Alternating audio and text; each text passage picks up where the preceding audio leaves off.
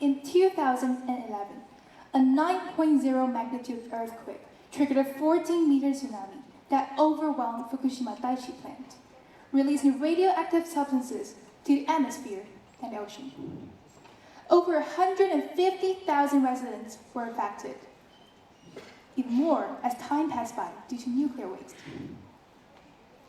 A year ago, on the coast of Fukushima, gray-blue waves crashed against the breakwater as an old man hunched over, picking up shells from reef stones. Suddenly, he held up a deformed conch. The shell is twisted. The spiral patterns in it split into 3 branches, as if torn apart and stick together by an invisible hand. 30 years ago, shells had never looked like this, the man murmured. Now, even the ocean is telling a story that we can't understand. Let's start with the question. How long do you think will it take for us to solve the problem of nuclear wastewater? You can keep the answer in your mind or write it on a paper, and we'll reveal it later together. In nuclear waste, we look at tritium, a radioactive element, and its half-life. A half-life measures the decay of matter, which was put forward by Ernest Rutherford in 1900s. In cognitive science, however, a cognitive half-life refers to the time it takes for humans to impart 50% of our understanding to complex environmental risk, a metric of our cognitive evolution. In the Fukushima nuclear wastewater discharge, the Japanese government claims that it will take 30 years for all the radioactive substances to reach the safety level. I once managed to interview an anti-nuclear expert, Enzai Ikuro, and he claims that it will take nearly 100 years, a century to do so. What's worse, some scientific research even suggests that it may take over 1,000 years. 1,000 years for people to live safely in Fukushima. As cognitive scientist Toby Ord warns, the greatest crisis of our human civilization is the existential risk, where our cognitive half-life far exceeds the latency period of risk.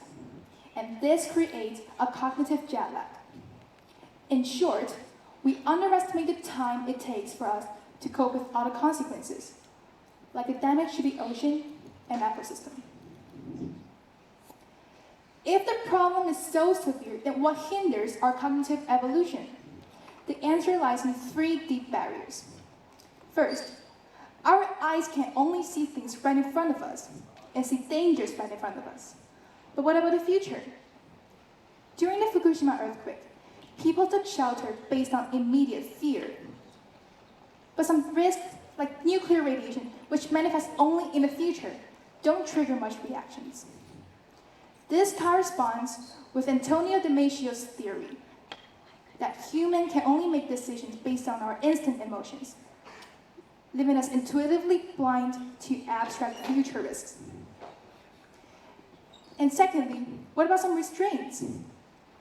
Linear time makes us think that we can solve the problem by hitting a pause. But the coral communities under the Pacific Ocean seafloor whisper a truth.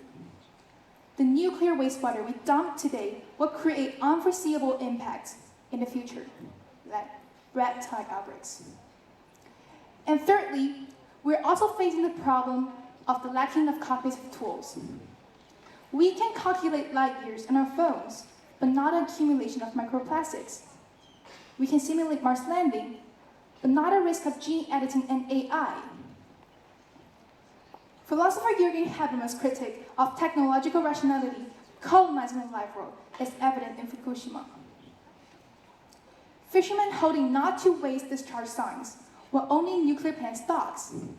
Protesting citizens storing relief supplies from sink plants. These contrasts between technological advancement and cognitive lag is stark. After talking about all the barriers, then how can we break them? How can we really evolve our cognition? First, we have to quit anthropocentrism, aka don't to be self-centered. The first step of our eco-justice is to learn to dialogue with nature. After the Fukushima disaster, I puzzled. while scientists use precision instruments to predict nuclear wastewater. Fishermen can read the changes from the fish migration patterns and the changing algae colors. These non-data perception reveals humans' ignorance. We always treat the lab data as the sole truth, yet ignoring the languages spoken by various lives in our ecosystem. And secondly, we have to embrace the interconnected time. When fishermen protest nuclear wastewater discharge while holding nuclear plant stocks, we see not contradictions, but a dual mark of perpetrator and victim in globalization.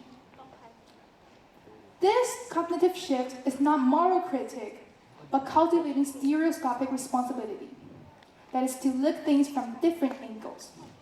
Like Fukushima NPO,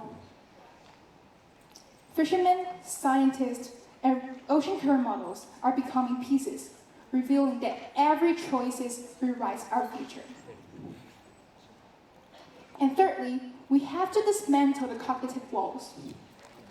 In Fukushima's NPO Ocean Guardian Alliance, fishermen navigational experiences, scientists' radiation models, and volunteers' global reach are breaking down those barriers.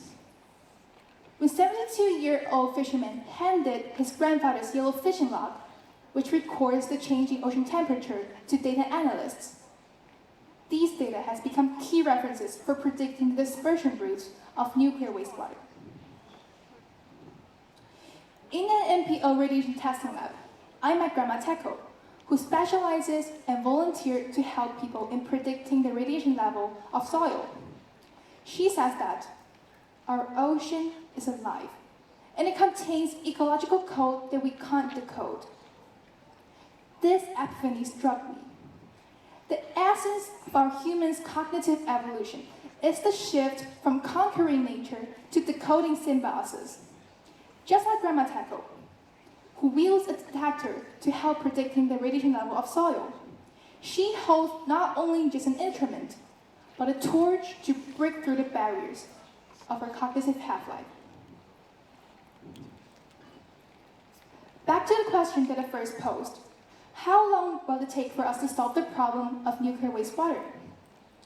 I believe that we now all share the same answer, that it's not merely a matter of time, but it's about collective participation. The barriers of our cognitive evolution has to be broken down, and every single act become a cornerstone. You can be a fisherman, you can be Grandma Teko, or you can be a speaker like me to create cognitive evolution and to create a better world for us all to live.